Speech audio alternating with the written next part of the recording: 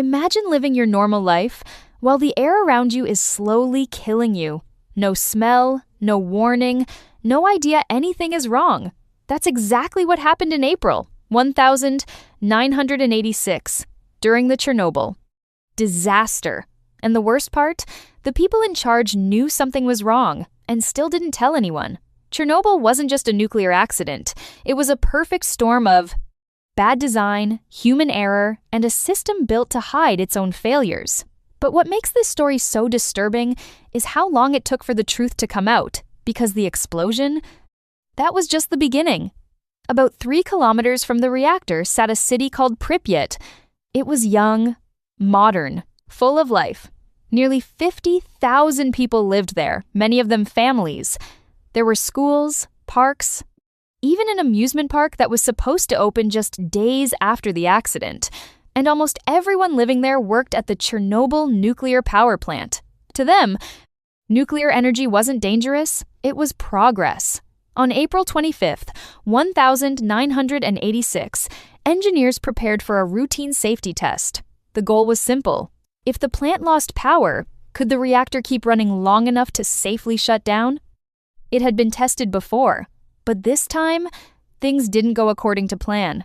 The test was delayed. The reactor's power dropped too low, and instead of stopping, they tried to fix it, to raise power. Backup. Operators made a series of decisions that, on their own, didn't seem catastrophic, but together, they created a disaster waiting to happen. They disabled safety systems, they pushed the reactor into unstable conditions, and they ignored warning signs that should have stopped everything. Inside Reactor 4A, dangerous chain reaction was building. At exactly 1:23 a.m. on April 26th, they pressed the emergency shutdown button. It should have saved the reactor. Instead, it triggered the explosion. 2 massive blasts ripped through the building. The reactor lid hundreds of tons was blown apart, and the core was exposed directly to the open air. This wasn't like a normal explosion. It released radioactive materials like iodine-131 cesium-137 into the atmosphere. And these didn't just stay at the plant. They spread across Ukraine, Belarus, and much of Europe. In fact, radiation from Chernobyl was eventually detected as far away as Scandinavia. Within minutes, firefighters arrived.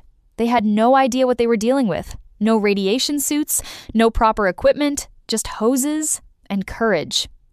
They climbed onto the roof, walking over radioactive debris. Some of them picked up pieces of graphite with their bare hands. Within hours, many began to feel sick, nausea, dizziness, burns that didn't make sense. This was acute radiation sickness, and for many of them, it was already too late. Inside the control room, disbelief turned into denial. The idea that a reactor could explode like this was unthinkable. So instead of accepting reality, they tried to maintain control. They continued pumping water into a reactor that no longer existed. They delayed evacuation. They downplayed the danger. And outside, life continued as normal. In Pripyat, people woke up the next morning like any other day. Children went outside. Families went about their routines. Some even stood on bridges to watch the fire at the plant, not realizing they were being exposed to lethal radiation. Later, that spot would become known as the Bridge of Death. It took nearly 36 hours before officials finally decided to evacuate the city. Buses arrived. People were told to pack lightly just essentials. They were told they'd be gone for a few days. They never came back. Pripyat became a ghost city overnight. At first, the Soviet government tried to keep everything quiet. No public warnings, no immediate international alerts. But they couldn't hide it for long. At a nuclear plant in Sweden, workers detected unusual radiation levels. That's when the world began to realize something major had happened.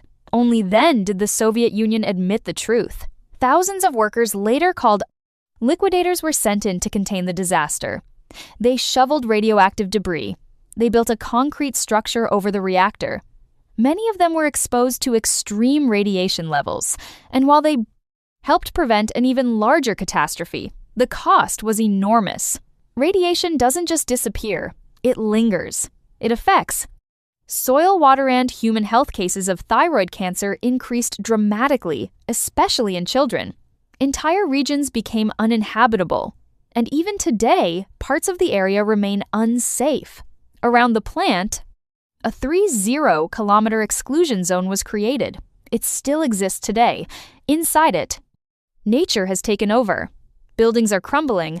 Forests have grown over roads. Wild animals roam freely. It's one of the strangest places on Earth, a mix of abandonment and recovery. Chernobyl wasn't just an accident.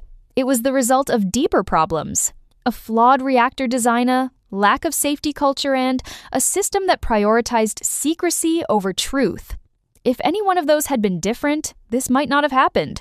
Today, Chernobyl stands as a warning, not just about nuclear power, but about what happens when people ignore risks, silence warnings, and hide the truth. Because the most dangerous part of Chernobyl wasn't the explosion. It was everything that led up to it. And the scariest part? It only took one night to change everything.